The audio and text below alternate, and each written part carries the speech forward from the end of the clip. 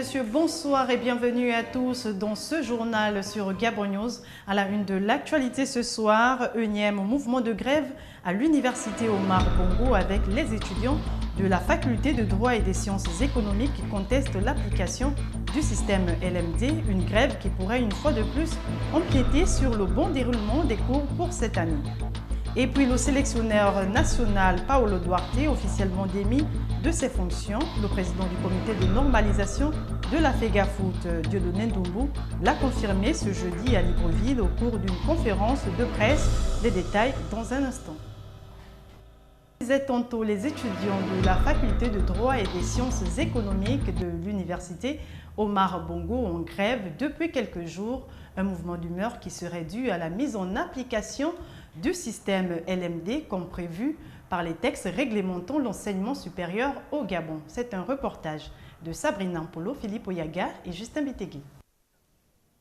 Portail barricadé, nuage de fumée, c'est le triste constat fait ce matin à l'entrée de l'université Omar Bongo. Presque impossible d'y entrer, la tension entre les forces de l'ordre et les étudiants est forte.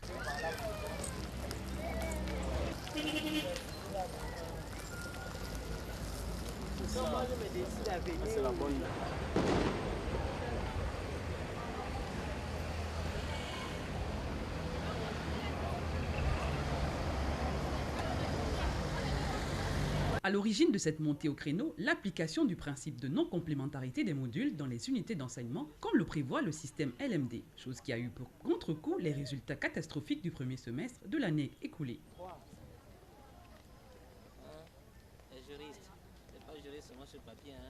Je me la demande. Pour l'instant, le match n'est pas encore intéressant. Un climat délétère qui risquerait là de freiner le bon déroulement de la nouvelle année académique 2013-2014. Tombée des rideaux sur la conférence initiale de planification de l'exercice des forces multinationales d'Afrique centrale, FOMAC 2014, qui s'est tenue du 20 au 25 septembre dernier à Libreville. Au terme de ces travaux, les différentes parties se sont engagées à la mise en place d'une force d'intervention rapide en zone de conflit. Le compte rendu de Kenyongori et Fred Ndongo.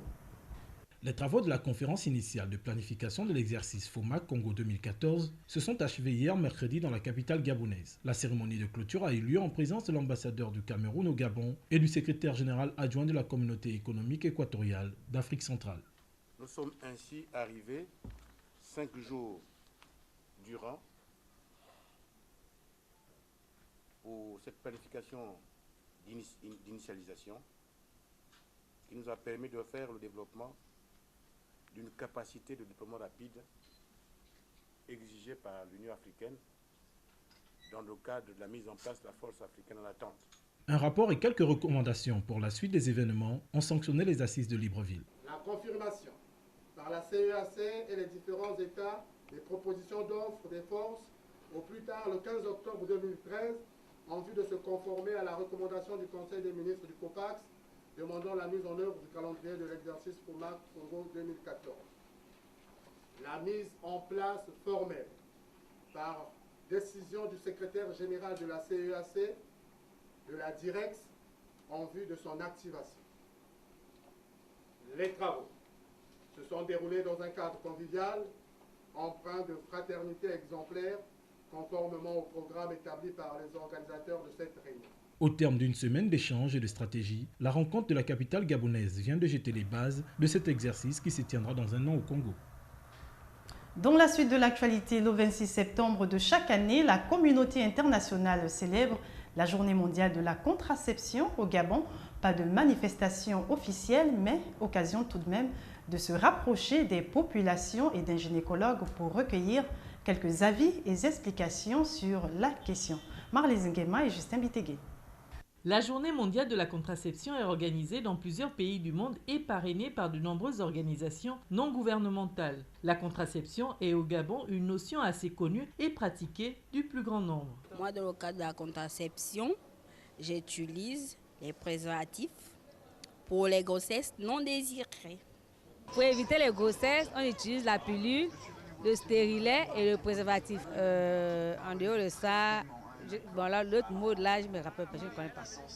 Le spécialiste du domaine donne ici quelques modes de contraception conseillés à ses patientes. Effectivement, c'est un volet très important en médecine, vous savez, parce que qui dit militer pour la contraception signifie en fait empêcher les avortements ou au moins limiter les avortements à répétition qu'on voit partout actuellement. Et tout médecin, tout gynéco se doit de conseiller des méthodes contraceptives à ses patients en fait. Il y a deux sortes de pilules injectables, pilules en comprimé. À part la pilule, il y a le stérilet que tout le monde connaît, on le met dans le vagin. Il y a des spermicides locaux, ça on le met aussi.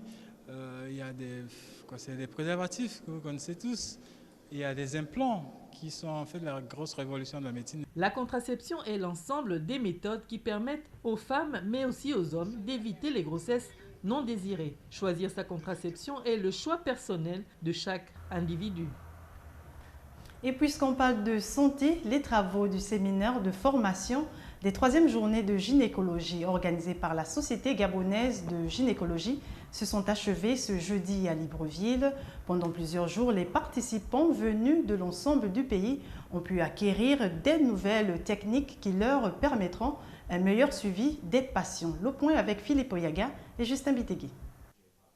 Après 4 jours d'intenses travaux axés sur la formation des gynécologues obstétriciens gabonais sur les nouvelles technologies chirurgicales dans nos domaines, les rideaux sont définitivement tombés sur les 3e journées de gynécologie, une conclusion satisfaisante. Je me réjouis que cette activité se soit bien passée. Je voudrais pour cela remercier d'abord le ministre de la Santé, M. Léon Zouba, qui n'a ménagé aucun effort pour nous doter d'équipements nécessaires à la chirurgie endoscopique et de nous permettre d'avoir des formateurs venus de France et d'Afrique pour nous aider, pour partager avec nous sur l'endoscopie et sur l'infertilité du couple.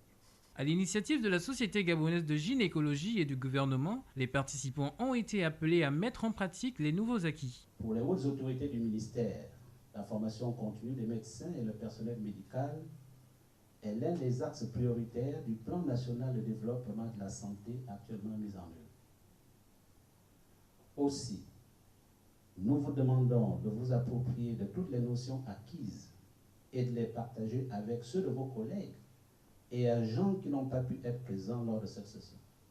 Aussi, cette formation qui arrive à point nommé cadre parfaitement avec la vision des autorités du pays en matière de santé, avec notamment l'acquisition depuis peu de structures hospitalières et du matériel de pointe qui nécessitent un personnel bien formé pour répondre aux attentes des populations.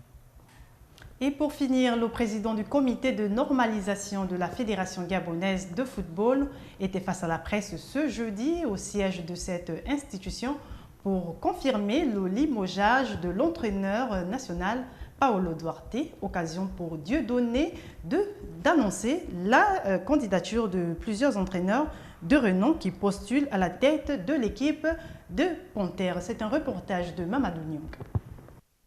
Le président du comité de normalisation de la Fédération gabonaise de football était face à la presse nationale et internationale pour confirmer le limogeage de l'entraîneur national Paolo Duarte. Pour moi, tout était perdu après le match retour contre le Congo. Je pense que contre le Congo, nous n'avons eu qu'un seul point sur 6. Donc moi, je pense que c'est contre le Congo que nous avons perdu la qualification. Qu'à cela ne tienne, bon, c'est du passé. Il a été remercié. Maintenant, il faut regarder vers l'avenir et très rapidement choisir un nouveau sélectionneur. À en croire Dieudonné Doumbou, une commission sera mise bientôt en place pour plancher sur le profil du futur entraîneur qui conduira les destinées des Panthères. Le vœu que moi, en tant que président de la fédération aujourd'hui émets, c'est effectivement de mettre en place une commission, un collège composé de plusieurs personnes d'horizons différents de notre football. On a commencé à recevoir des propositions.